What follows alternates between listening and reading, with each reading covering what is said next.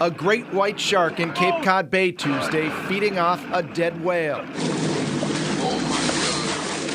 Drone video captures a great white off Newcomb Hollow Beach in Wellfleet last Friday. The black flag flies, signaling a recent sighting, and the beach is closed for swimming.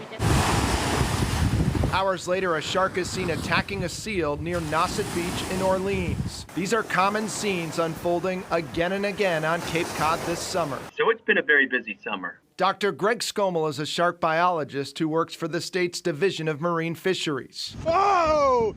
Here he is dodging a great white off the Cape last summer while trying to tag it. You know, you're seeing a lot of notifications, a lot of beach closures because people are paying attention.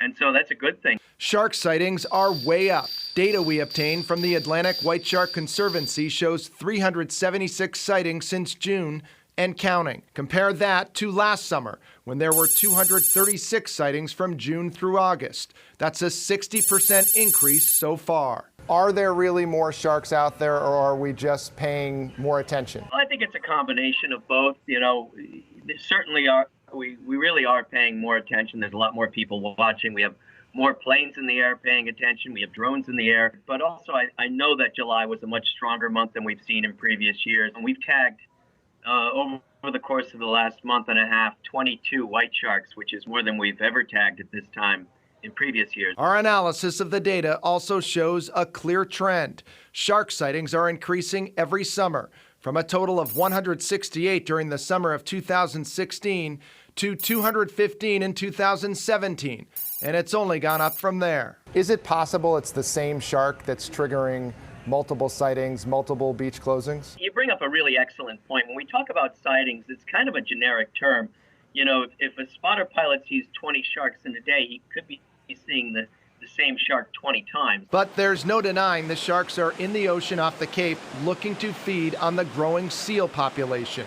And that makes people like Skomel nervous, especially when there are surfers in the water. Well, I think all of us are wary about the potential for negative interaction between a shark and a person. Next month marks 1 year since 26-year-old Arthur Medici was killed after encountering a shark while boogie boarding at Newcomb Hollow Beach. With Labor Day approaching, we tend to think that with kids going back to school that things are shutting down on Cape Cod. In many respects they are, but there's still seals and there's still plenty of sharks feeding. With people going in the water through September into October, you know, I think it's important they realize the sharks are still there.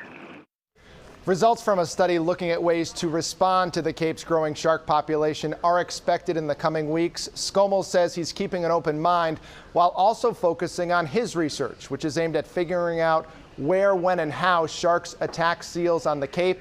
The goal, using that information to advise the public about where sharks are more likely to go after people.